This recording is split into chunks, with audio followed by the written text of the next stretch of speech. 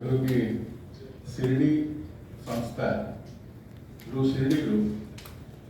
शिरडी बाबा जो पिंधुले शिरडी साई बाबा जो पिंधुले पादुका भुवनेश्वर को आसो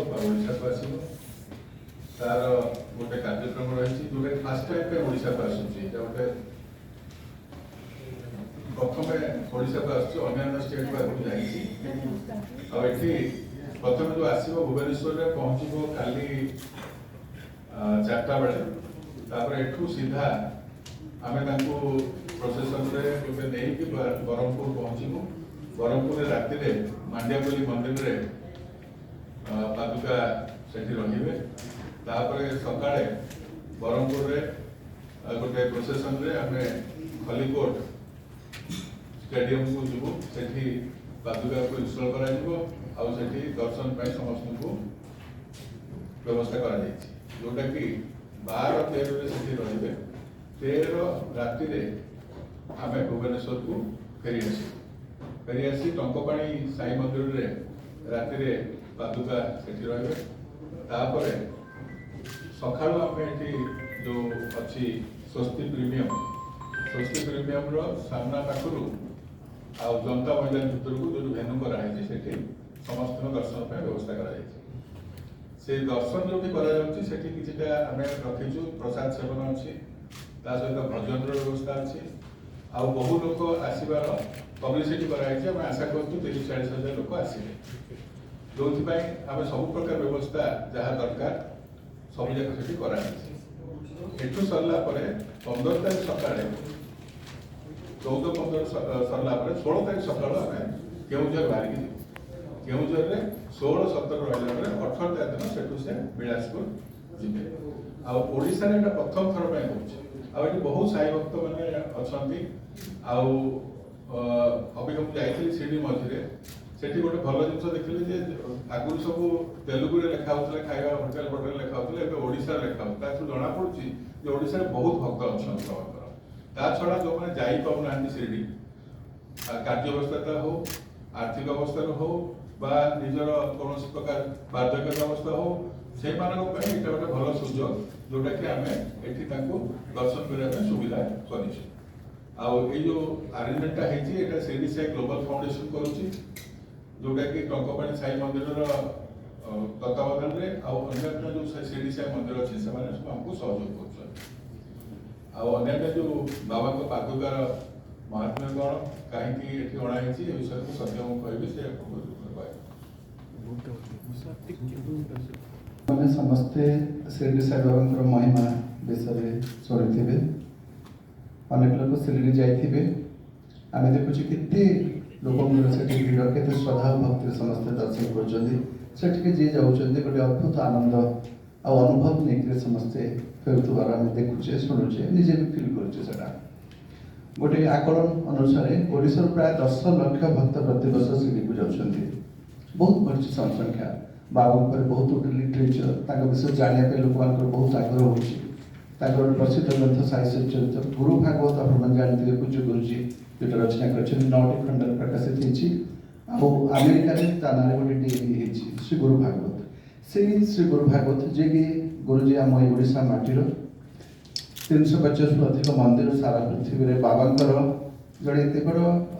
पुलिस ऑफिसर जड़े आईपीएस ऑफिसर यूपी कैडर साहित्य संगीत सब पारदर्शिता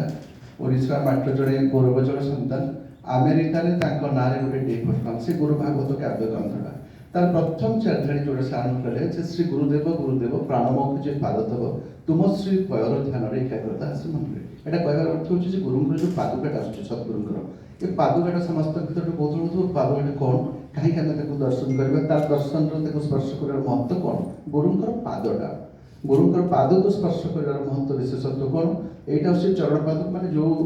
जोतक से परिधान करते जो चरण स्पर्श करता पवित्र पाद स्पर्श करता आपण मैंने जब साई सच्चित पढ़ी थे धर्मग्रंथ पढ़ी कहुए जे आम सब जाचे गंगा जमुना गुड़ाक पवित्र नदी संगम आम सब बुड़ पक स्नान करूँ कारण पाप गुड़ाक नाश बोली कहुए कि कहुए गंगा जमुना से अपेक्षा करते गुरुंर चरण पादटा केतबेले पड़ो ताकू से पवित्र करेंगे ये साधारण लोक मान पापर से गंगा जो मैला होता है से अपेक्षा करते सद्गुरुंर सद्गुरुटा गोटे फुल माने प्यूरेस्ट फॉर्म ताकर किछि कोनोसी स्वर रिपु कामना वासना गोटे बहुत उद्गत माने एकदम पवित्रतार शीर्ष तो सेति पे गुरुजी लिखले जे श्री गुरुदेव प्राणमुख जे पाद तब तुम श्री पादर ध्यान एकाग्रता आस मन में एटा सेठू बाकी सब गुड़ाक गुरु भाग देछि गुरुजी लिखछन आपण देखिबे आदि शंकराचार्य जहाँ को सब सेक्टर लोक मानते प्रसिद्ध गोटे गुरु पादुका स्तोत्रटा अच्छे से सीए हठात गुरु को खोजी खोजी गोटे नर्मदा नदी तटरे से गुरुंर पादुकाटा पाइले पाइबा मात्रे स्पर्श करते जाणीगले से गुरुंर पादुकाटा से भर जो अद्भुत शक्ति अनुभव कले से प्रसिद्ध गुरु पादुका स्तोत्रटा रचना कर आदि शंकराचार्य तो गुरुंर पादर महत्वटा सेमती कहुए शास्त्र कहुई जे जेमती भगवान शंकर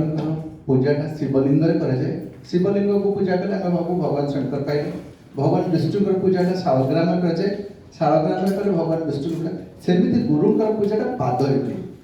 कारण गुरु होचंदी ज्ञानर प्रतीक ज्ञानदाता आमे माने शिष्य गोटे अज्ञानतार अंधकार अज्ञान ए संस्कृत ना तो गुरु ज्ञान देवे गुरु केमती ज्ञान देवे जे आमे ताको पाखे जेतेबेले नम्र हवा विनम्र हवा निजको नई जिबा एवं ताको पाद को छुइबा पाद को नई जिबा माने पूरा शरणागति हवा सेटा केमती हबो पूरा आमे नईले ही हबो तो सेइथिरे पादर महत्वटा एते बेसी प्राधान्य दे जायछि गुरुंकर पादकाको महत्व महिमा तांकर जीवन काल थिला बेले हेतिरा आ जेतेबेले से शरीर नाहंती आज मध्ये लोक माने से जेमती कहिथिले सेमती अनुभव करछन्ति तेणु जेकोसी वस्तु से व्यवहार जहाँ करते पोशाक हो समाधि है मंदिर है से लोक मैंने जाइए स्पर्श कर गोटे आनंद एवं से कृपाटा अनुभव कर तो प्रथम थर पर आम बहुत सौभाग्य विषय जे से सद्गुरु साईनाथ जे असंख्य लोकर एते करुणामय कृपालु दयामय जे समस्त सहायता करते से कहते आम डाकिलु एमती दुखरे विपदे पड़े से आम प्रार्थना शुणुंट जहाँ से पवित्र चरण स्पर्श करथिला सेटा ओडिशा माटी को आसुची जल्दी कहले भी भाई जे 12 तारिख रु 17 तारिख पर्यंत 2 दिन ब्रह्मपुर 2 दिन भुवनेश्वर जनता मैदान रे विशाल आयोजन कर जायछि आ सब भक्तगण सेठिके आसीबे पादुकार दर्शन करके से माने सेही आनंद लाभ करबे जोटा शिरडी रे साईनाथंकर दर्शन रे आनंद लाभ करती एटा शिरडी संस्थान रो अधिकारी माने शिरडी संस्थान आपण माने जानते गोटे सरकारी संस्था सेटा महाराष्ट्र गवर्नमेंट अंडर कौन से प्राइवेट बॉडी से नुहे जोड़ा आईएसएफ होती चीफ एक्जिक्यूटिव ऑफिसर आम मंदिर भाई श्रीमंदिर भाया बाकी गुड़ाए ओएस अफिसर गुड़ा टेम्पोर एडमिनिस्ट्रेटर अन्य अफिसर्स अच्छा 4000 रेगुलर एम्प्लॉई जो मैंने पे कमिशन सेंट्रल गवर्नमेंट पे कमिशन अनुसार दरमा पाती आ बहुत गुड़ा एम्प्लॉई तेणु से गोटे सरकारी संस्था सरकारी बॉडी वस्तुत जोड़ा आईएएस अफिसर से